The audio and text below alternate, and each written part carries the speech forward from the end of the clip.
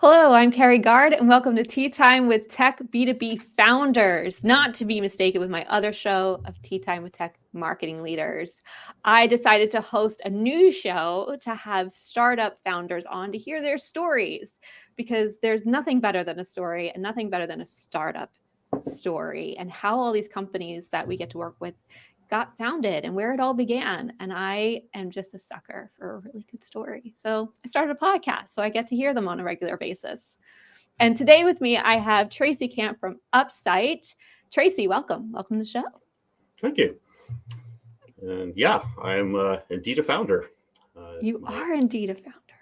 It's a 2-year anniversary actually this week of such. Congrats. How's it feel? Does it feel like 2 years? It doesn't. It's been really fast and kind of slow at the same time. You know, it's just one of those unusual life experiences, taking the leap. And yeah, 2 years. How about that? 2 years. I want to hear more about what's felt fast and what's felt slow. But before we get there, why don't you bring people along for the ride for us? And, what were you doing before you started a startup? Yeah, so I've been working in the security industry for, I don't know, probably 15, 16 years when I left. So I spent a good long time at McAfee. And, I think what I learned at McAfee is, what scale can do. So, we supported 120, 140, it depended on who you were asking and how you counted it, protected endpoints. And, that was a really interesting kind of, place to learn about that kind of stuff. And my apologies to anybody who may have experienced some of my learning. Because what I really am is I'm a system software engineer, and what that means is I'm the guy who writes the device drivers that actually intercept all the I/O activity, and, inspect it and see if you're under attack. And I worked as part of a pretty small team, supporting what at the time was about a $1.8 billion business, across there's hundreds of millions. And looking back at it, it's like, actually, that was kind of a crazy thing. It's like I was a younger version of myself, and I'm still learning how to be a software engineer. And they're just kind of like dump you in here, and they're like, "Hey, kid, don't break nothing." That was literally my intro. That was my onboarding. It was this guy was like, "Hey, here's how you log in. Don't break nothing." Like, oh, well, I guess welcome. But that's kind of how the place ran in a lot of ways. So anyway, about 2015 or so, we for a number of reasons, but just Intel had bought McAfee, and a 6,000 person company, which felt really big to me at the time. Suddenly part of, like, I don't even know, it was over 100.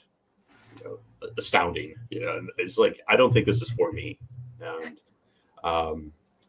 we'd been hearing kind of about this exciting new development called EDR. And so I went and joined a company called Bit9 plus Carbon Black, which was, kind of a newly formed, I guess, merger acquisition between Bit9, which was in the app control space, and Carbon Black, which, I think somewhat rightly can claim to having invented EDR. I'm sure more than one person will make that claim, but, I think, their take on it was definitely novel at the time. And I think they were by far the earliest to commercialize it in a usable form. And, I'd known some people, and so, I joined there, and, we, over the years, ended up, a lot of my former team from McAfee joined me there, including my co-founder. So, my co-founder Svetoslav and I mean, we literally have worked together for 17 years now, and this is our third company together. So we both went to Carbon Black, and it was a very different experience. Like, Carbon Black actually had an onboarding, and it wasn't with the Wild West. Yeah, no, our CEO Patrick Morley. I mean, he comes down to the onboarding, it's the new employee orientation and all that, and like, he knows everybody, and it was a lot more, it was a radical cultural shift, if you will. And so, at some point, Carbon Black gets acquired by VMware, and again, I find myself as part of this outrageously sized phone book, because it's Dell plus VMware plus EMC plus Carbon Black, and this is not for me, clearly. But all along this time, it's like I, as an engineer, I've been working on this kind of evolution of technology. And so, antivirus is, pretty much what McAfee was. It's like we look at the files and really it's just kind of hashing the file and checking it against a big long list of hashes. And if it's on the list, well, it's no good. And, it's kind of like a grandfather clock that stopped working a while back. It's right a couple times a day. And, you might as well run it. Why not?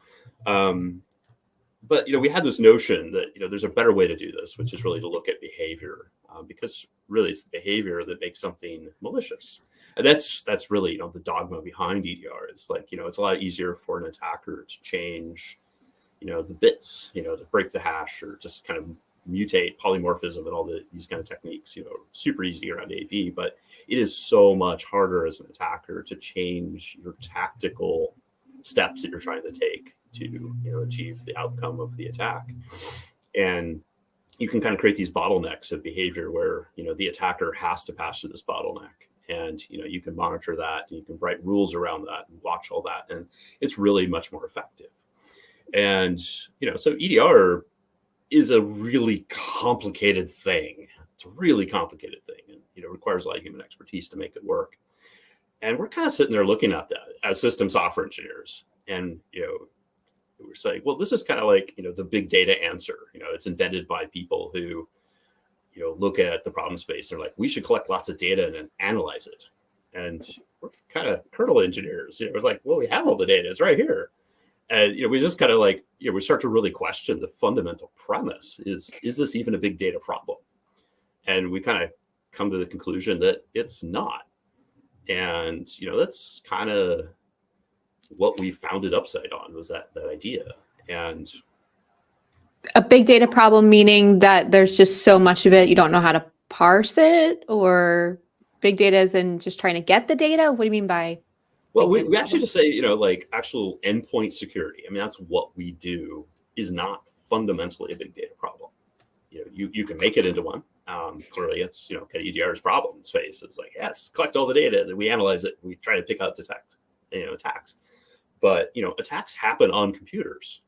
The events that are happening on individual computers.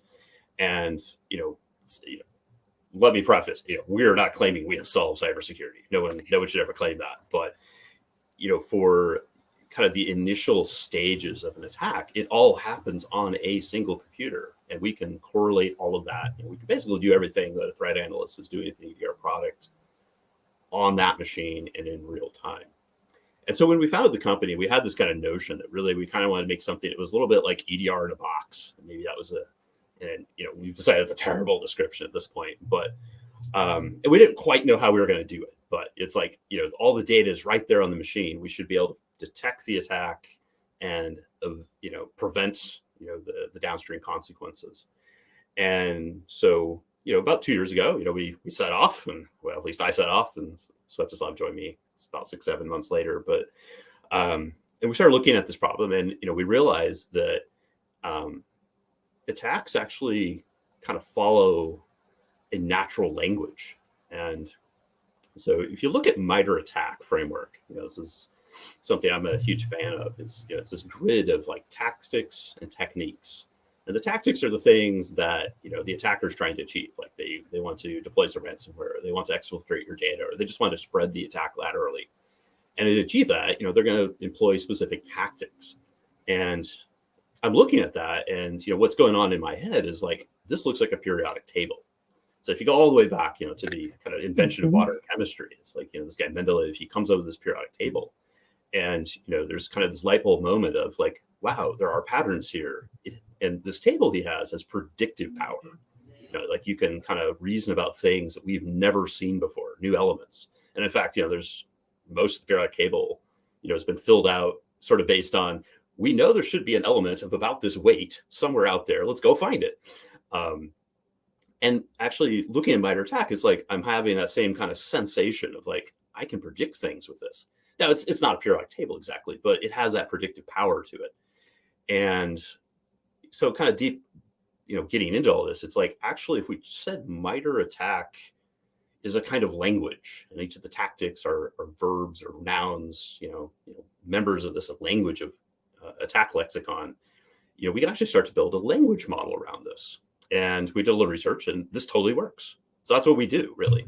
So we're observing tactics on the machine, and we kind of, do this mapping and saying, well, these tactics are actually words in this attack language, and then we feed it through a natural language model. And so we have something that's a little bit like, kind of like Google autocomplete, but for attack sequences.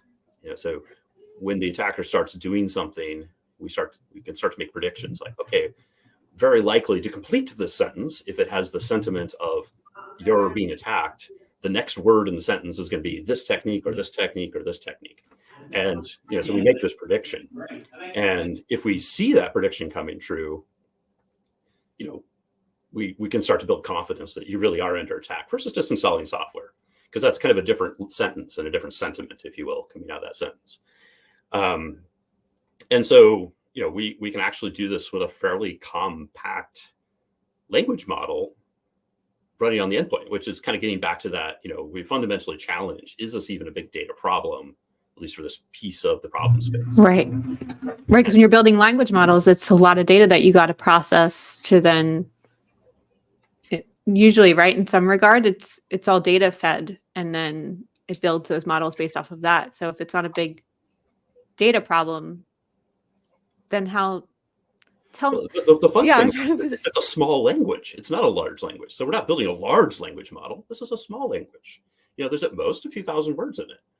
And, but it still has that linguistic structure, because somewhere there's an attacker expressing the idea through their techniques that I'm attacking you. So there is a cognitive idea, and we can pick that up with our language model. And so, it ends up being a fairly small artifact that you can run on basically anything. I mean, it's not computationally heavy at this point. And, to preface, it's not like we're saying we have solved cybersecurity. There's certainly places where, this big data approach is required. That's kind of looking at relationships between different machines. But as far as kind of solving that initial access, for attacking, I think we have a pretty effective solution. And so all that's really exciting nerd stuff, but like, why does that actually matter? And why that matters is ChatGPT. And, because the other thing that sort of is happening across this, kind of technical R&D, a little bit of a journey is. Right. So that's like the thing just kind of pops out of the ground like a mushroom, right? And, so you were working on this before well, yeah, because it's 2 years old, and ChatGPT really just sort of came out in November. Well, I mean, ChatGPT has been around for a while, but, it's like the public awareness of it. The public awareness basically of what November last year, right? And now we all know what language models are. And everyone knows what language models are suddenly, which is kind of fun. But it doesn't take a lot of imagination to say, hey, what happens when I take ChatGPT and I run my phishing campaign with it? Right. You're not going to be getting phishing emails that are poorly spelled and off topic. I mean, you're going to get ones that are entirely in the voice of someone and they're in context. They've gotten a lot better. Well, they're going to understand the conversational flow, and they're interactive. Right. You're going to get phished by this. And this is starting to happen. We were sort of predicting it about this time last year, like, oh, holy crap, this is the problem. This is the business problem that this kind of interesting technology we've created is designed to solve. And so, I mean, basically across the last year, I mean, you're starting to see things pop up here and there where, there's kind of dark web versions of these things where, of course, attackers, they buy and sell toolkits. They're software engineers, same as I am. They're just kind of working for the other side. And I mean, it's mind-boggling. As I said, it doesn't take a lot of imagination to figure that part out, right? It's like, so you have the language model, and people could now do a search, like if they start to see, so your system's figuring out what kind of attack is happening, and then basically filling in like the different paths that could be taken, and then sort of nipping it before it happens. Yeah. And the other thing, I mean, you have to keep in mind, like, this is all endpoint. So like your computer, like where you actually do your work. And so we're really able to protect your computer from, kind of losing its identity, if you will. So like when you deal with web applications, you log in, right? And what's really happening under the hood is you're getting back tokens that represent your identity to that application. So every single API call that happens between your web browser and that cloud application, it's not asking you for a username and password on them. And instead, your browser is just automatically passing back and forth these tokens. And so a lot of the time, what the attacker is after are those tokens, because they end up being a little bit like driver's licenses without photos. Anyone who holds the token is you to that application. And so, this is one of these kind of trending attack things, because multi-factor authentication has just become so much more widespread. But the really cool thing about it from the attacker perspective is I don't need your username. I don't need your password. I don't need an MFA. You've already done all that for me. I just need to read a file off your computer. I don't need to do anything else. I just read a file. But they got to get onto your computer to begin with. I'm sorry? They got to get onto your computer to begin with. Yes, and that's where we come in. So getting on your computer is pretty easy. I mean, we're all human. We mess up. We click on things that maybe we regret clicking on. And as I said, like these things, they don't really require a lot of sophistication, because these tokens, they're readable by you as a user on your computer, because they are your identities. Right. So if you accidentally run the wrong thing, you can just read them. And then, the fun starts. So we did a demo a couple months ago, kind of showing attacker, joining a Zoom call, sending messages on Slack. But this is kind of where, the AI automation that the attacker has available to it now kind of becomes this really scary multiplying effect, because they have all this access to all these applications, and they have your identity and they have your words, so they can be you, and they can kind of expand the attack. So, you can imagine, like people are like, oh, email security, I have Mimecast or whatever. That's great. But, within most businesses, communication doesn't happen through that. A lot of people use Teams or they use Slack or something. There's all these other ways of communicating. And, we don't really think about them in those terms, but we really have to start thinking about them. So those are sort of the problems that, we see that we're trying to solve with what we're doing. So anyway, we ended up with, this kind of slogan of fight AI with AI, because, well, we're fighting AI powered attackers, and we have an AI of our own, and, they're not the same kind of domain, but, I think we give you a chance, kind of level that. And I love that slogan. Yeah, I mean, how did you, so you decided that this was an opportunity. You and your now business partner were at this previous company. Before or after they got bought by VMware? Was this after? Was like, where did it start? When did the idea start percolating for you two and these conversations begin? I think it's been a suspicion of mine for my entire career that there's a better way to do security, at least from the endpoint perspective. Because again, that's what we are. We're endpoint people. We cloud computing is pretty exciting, and we love it. We use it, but I am very excited about actual computers used by people. I think it's kind of more my passion is protecting people. And I think I've had the suspicion my entire career. It's like, we're doing this wrong.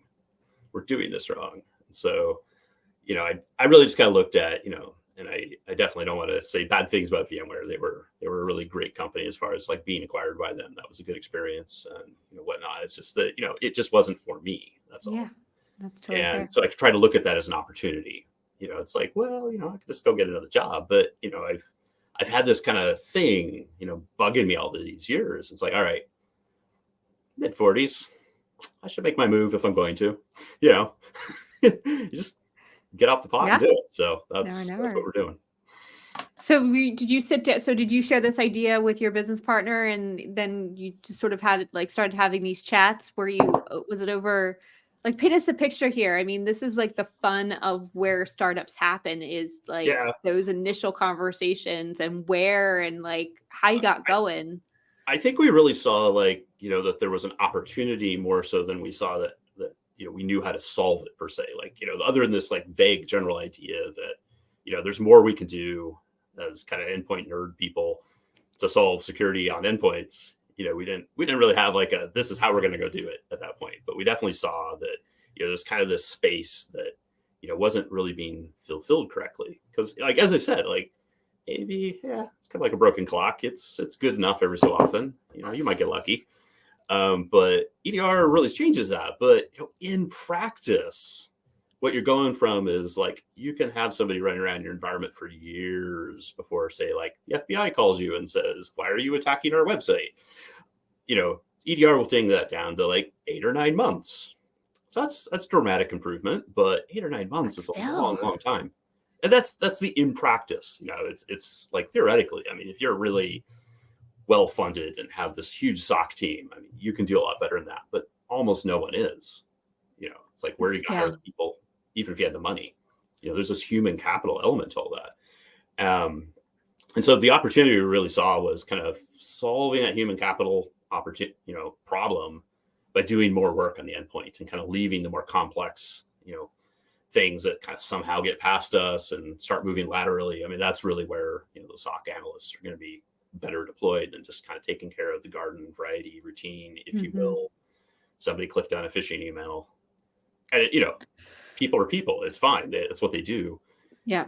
Especially now that it's getting more sophisticated. Yeah. So as I said, it's like this ChatGPT thing kind of came along at the right golden moment for me. It's like, I have a solution. I'm still a little bit looking for the problem when this thing popped up. It's like, oh, that's the problem.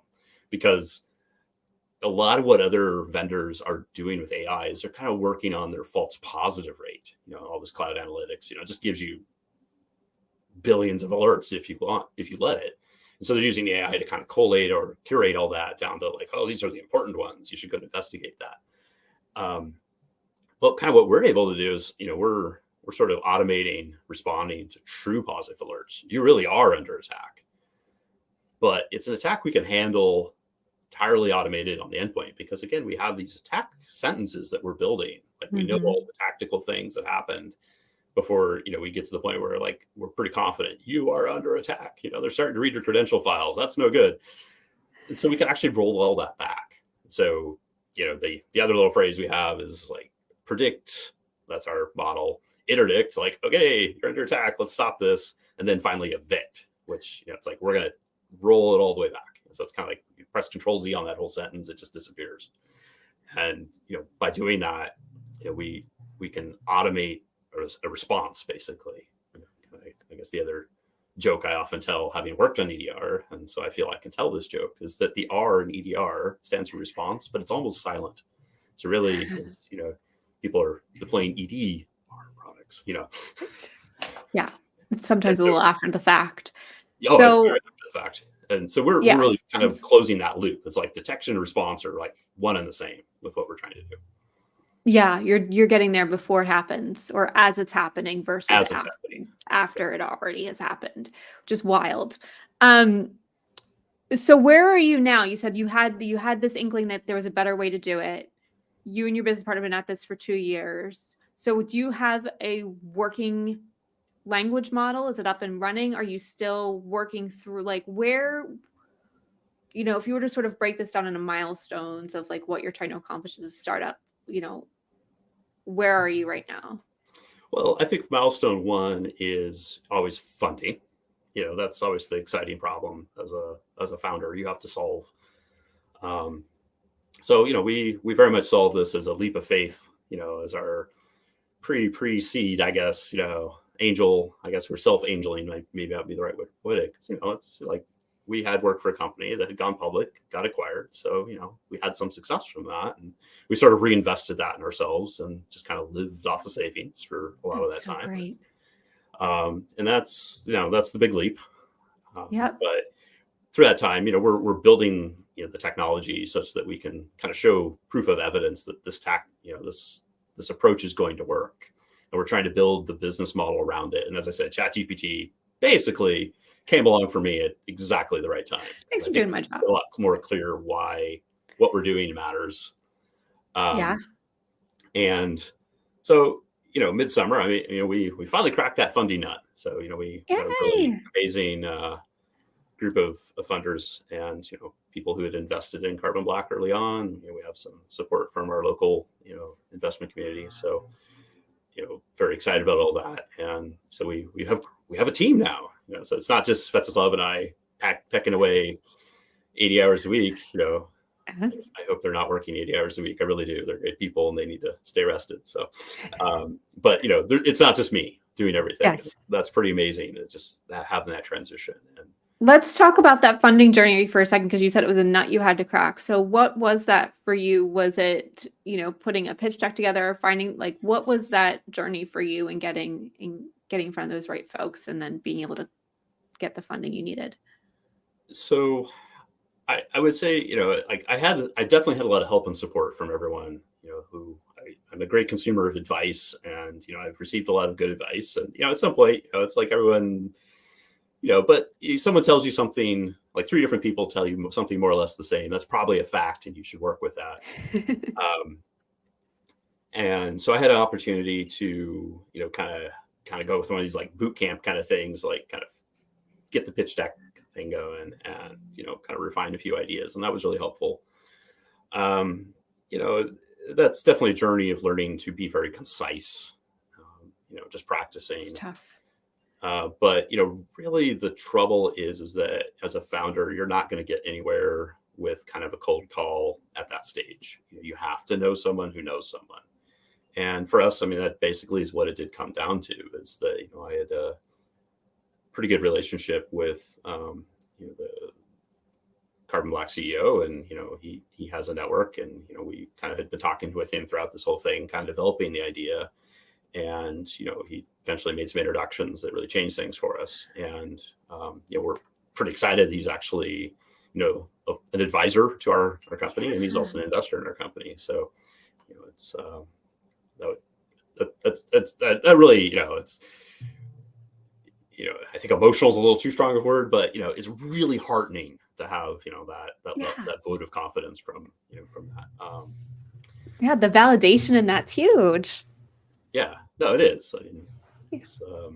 That's amazing. So you have the funding, you have a probably team. The hardest security product to do. So, that someone's like, okay, I never want to do endpoint again. Everyone always says that, but, they're still like, all right, maybe I'll do some endpoint again.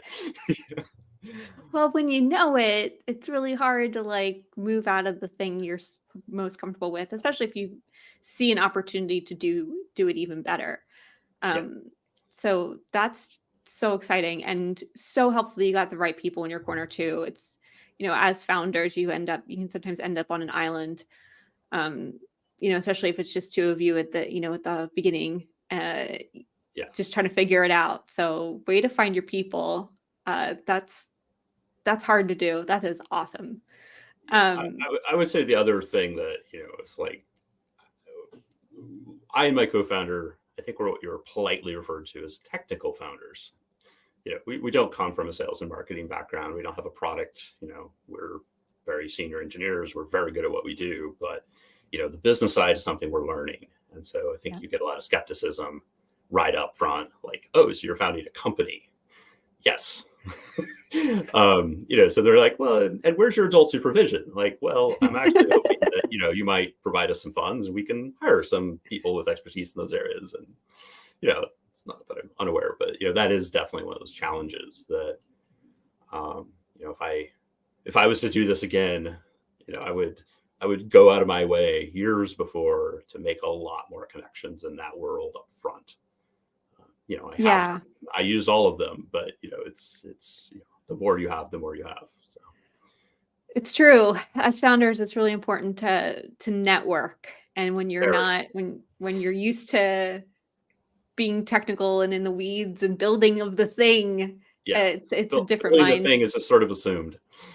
Yes. To get out of that comfort zone is tough to do. Which is why I started this show, because I think technical founders are awesome, and their stories need to be told. And what a great way to start creating some of those connections than to get out there and have conversations like this. So thank you for taking that leap with me. So where are you now? So you said you hired a team. How many people are you? And what was the journey in that first hire? That's a big deal too. That's a big deal, getting that first hire. We're seven strong, counting myself and such a lot. So we're pretty excited. We are actually hiring 2 other roles. If someone happens to be interested in Azure DevOps, essentially, let us know. Anyway, That'll be in the show notes, everyone. Links in the show notes. yes.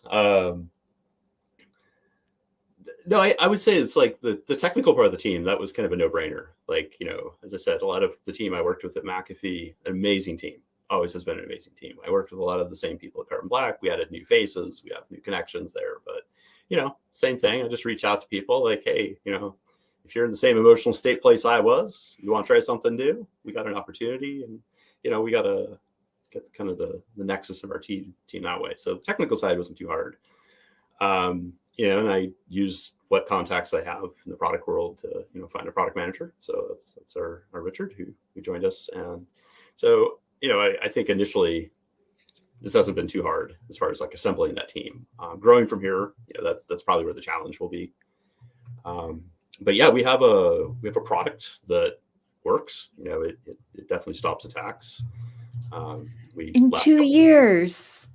That's wild. Yeah. Well, another one of those kind of like heartening moments, if you will, like big sigh of relief almost, is that last couple of weeks, we finally got our, it's called a malware detonation pipeline, where, basically we're just downloading samples that have been uploaded freshly to like Malware Bazaar, that kind of thing. And, we have this automation system that just basically double clicks on them all day long. And we're detecting and blocking a vast majority of them. I mean, it's like, all right, wow, this works. Like, these are naive. We've never seen them before. That's the huge moment, actually. It's like, I'm pretty certain I know what I'm doing, but, until you've done it, you haven't done it. So. Yeah, it's all well to good and to have these theories of what you are anticipating to happen based off of your wealth of knowledge, having lived in the space for so long, but to actually see it happening. I mean, yes, to that feeling. That's a big one. So. Yeah, congrats. Yeah, no, right now we're kind of recruiting design partners as customers. So we're looking for 4 to 5 kind of organizations that are interested in what we're doing and kind of willing to give it a try and help us learn from them. It's like, as I said, we have a product that's working, but it doesn't necessarily mean it's well adapted, to the market. And, we want to kind of learn that product market fit a little more. And so I hate the term focus group, but, it's kind of what it is. Like, hey, does this work for you? How would you like this to work a little better? But all the while, we're solving some real security challenges that they might have. New testing environments. Yeah, I mean, neither side has anything to lose in that. Sounds like a great way to go to make sure that you have the right product market fit, that it is solving the challenges. It solved the challenge that you thought it would in the way that you're using it, but now, like, how does that scale? And so what kind of companies would best fit this then? Is it small? Is it medium? Is it enterprise? Is it certain industries? Like, what are you sort of, for those focus groups, who are you looking for? Yeah, we've put a lot of thought into that. And, again, we're going to learn. I mean, that's the honest truth, is we don't really know. But, our naive analysis is like, okay, it's probably not the Fortune 500 right off. I mean, I think what we're doing will be valuable to them in time. But, we need to work with smaller organizations first. So we are looking for kind of like mid-size, like light manufacturing is maybe a good description. And the reason we're looking at that is a lot of financial institutions, in particular, law firms, they've been under this attack for so long. They have invested in a lot of the tools to be protected. But, industry and light manufacturing in particular, seem like good fits to us because they haven't had that budget to invest in those things all along. They make things. Mm-hmm. Cybersecurity is the worry of theirs, but they don't really know what to do about it. And I think what we are able to provide them is pretty much, it's a first line defense in the box. You don't have to pay a lot of attention to it. It's pretty autonomous. So we think we're a pretty good fit for those. And we definitely are seeing ransomware actors in particular have kind of shifted towards the easy targets. I mean, shut down a factory, they will pay the ransom. They don't have a choice.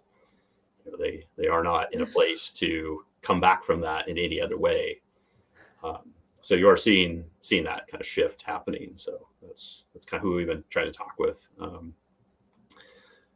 That said, I mean, we could be dead wrong about that. Maybe this is best for medical offices or something. Kind of any sort of thing. Start somewhere. Yeah, you got to start somewhere. So that's kind of where we're starting. Yeah, I think that makes sense. Definitely those places that have to pay the ransoms make a ton of sense, especially for the mid-size who, Yeah, it's it so can be tough to really think devastating about. for them. Really devastating, and it isn't anything that they feel like they can afford either. Like they know they need it, but can we actually financially afford this at the same time because everything's so expensive? And the Yeah, team that you need to power it and the I think resources it's like you really the mentioned team. earlier. Yeah, it's the human capital. It's not so much the endpoint license. It's the staff. Either literal or virtual. Like they might use an MDR, but I mean, you're still paying for somebody staff time, and it's not so Mhm. much the endpoint license. It's the operator on top of that I think really drives the cost of these solutions. Um, Yeah. Yeah, and then you and start layering the tech together and you have multiple tech stack, and you have multiple tech in your stack, and those licenses add up as well. So it's definitely a yeah, tricky world. So to give these mid-sized companies a fighting chance, yes to yeah. that, Tracy. So where are you're gonna get your focus groups. How are you going about finding those? Are you using your network to just like see who could use this thing? How are you Yeah, getting out there? I mean, we're Podcasting, so far we're kind obviously. of reaching out to our investors. I mean, they're pretty well connected people. So kind of that warm Do introduction it. is, kind of it's what I've learned about sales so far is like I can work with a warm introduction. Yeah. It's so kind of just trying to repeat the same formula of like, well, you guys invested in our company, and who else do you know who might be able to invest at least their time with our company? Um, and so trying to build a mutual relationships to that. Um, and it is our hope, from there that we're going to have some particularly fervently evangelical, net promoters of our product coming out of this, and that they're going to tell their friends. And it is our hope Yeah. that that's the outcome of this. You want to get those case studies and you want to get quotes. Make sure you get those quotes. Yes, we will need the quotes. Get the quotes. Yeah. Um, And that's what I've been telling people. It's like, look, all we're really asking for is your feedback. And, kind of as we're getting to the end, if you have some nice things to say about us, that'd be nice too, that'd be great. That'd be great. But Yeah, review sites for everyone. We'll make it happen. Um, in terms of, I love this because I always sort of have a formula of what I want to follow for these shows, but it never goes quite the way I think it's going to go, which is awesome. So like my next question totally doesn't make any sense. So I got to jump ahead. Um, I have that effect on people. Sorry. no, this is why I do this. This is what's so helpful it's so fascinating that every story, it's like when you have children, everybody tells you, everybody tries to give you advice about, what your children are going to do, but every child, Everyone's I different. have twins and they are night and day, let me tell you. Oh, yeah. Same with startups, same with building a company. It's such a different road for everyone. Um, so start with two founders. You have a team of 5 plus the two founders now. You're starting to bring in potential customers to try this thing on for size, see if it fits. What's Yeah. sort of your hope with this? Are you hoping to become an next big thing? Are you hoping that maybe you'll just build the right thing that will get bought? Like what's sort of like your hope for this? And hope is not a strategy, people. This is just like, a guiding light. Hope is not a um strategy. Um, it is not. But where are you hoping to I take have this thing? always believed that, you should set a outcome and act as if that is your plan. And if something less than that happens, that's okay. But I think striving for, swinging for the fences is probably not a bad strategy because it's going to cause you to do the things that are going to keep you in the game longer. And, if something less exciting than a home run happens, you made it still. So yeah, I mean, my goal is nothing less than total world domination in the cybersecurity space. I'm coming for you, CrowdStrike. But, the future will tell me what actually happens. I'm going to do my Yeah, work. That you always have to do the work. And, yeah, do the work. you know, the, the future will bring whatever it brings. What's a day in the life for you now? You're a technical founder. You started out being the builder of the thing, uh, and things before this. And so now that you're a business owner, you mentioned this sort of shift for you. Has your day-to-day changed, or are you still very much in the code, deep in the weeds, helping make the thing happen? Oh man, that is a really good question. Yeah, I say that because yeah, that's actually pretty much my struggle right now. Is I have to get out of the code. Um, so doing what we're doing here, talking to people, is a completely different skill set. You know, I'm really learning a lot about language over the last couple of years. You know, it would be astonishing to any of the valiant people who tried to teach me English mechanics in my schooling career.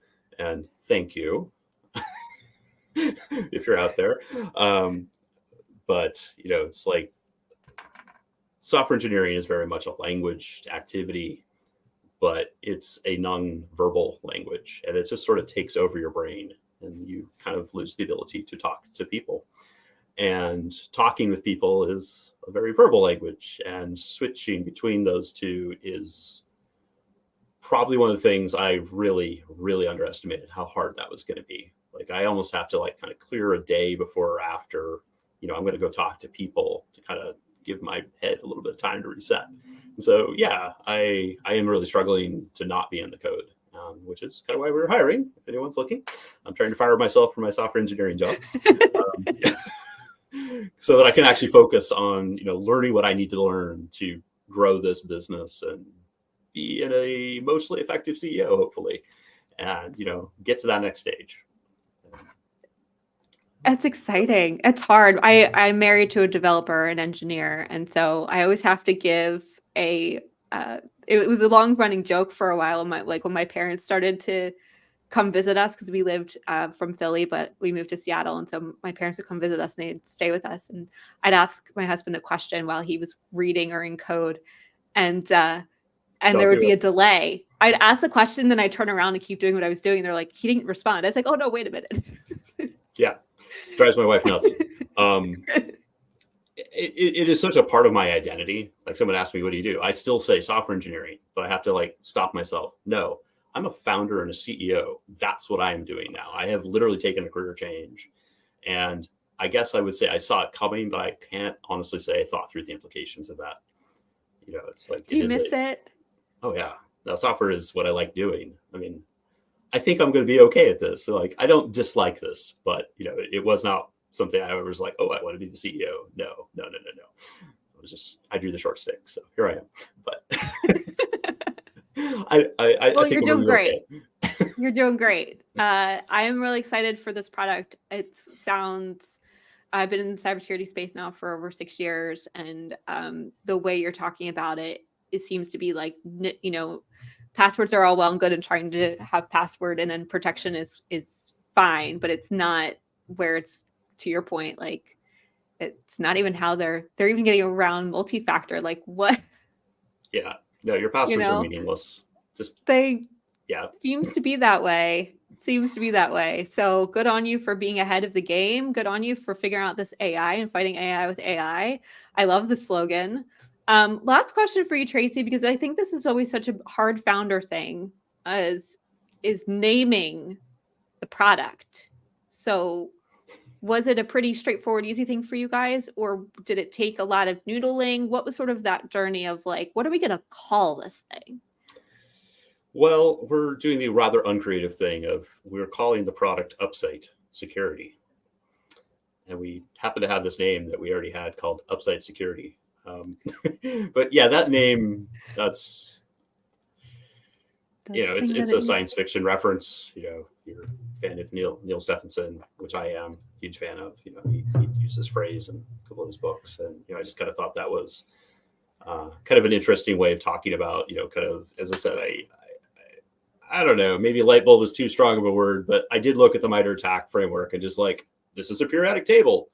And, you know, to me, that kind of, you know, was kind of like that up leveling of, you know, how you look at something. And, you know, that's kind of how he was using this word Upsight. And so it's like, all right, that's what we're doing. So that's what we'll be called.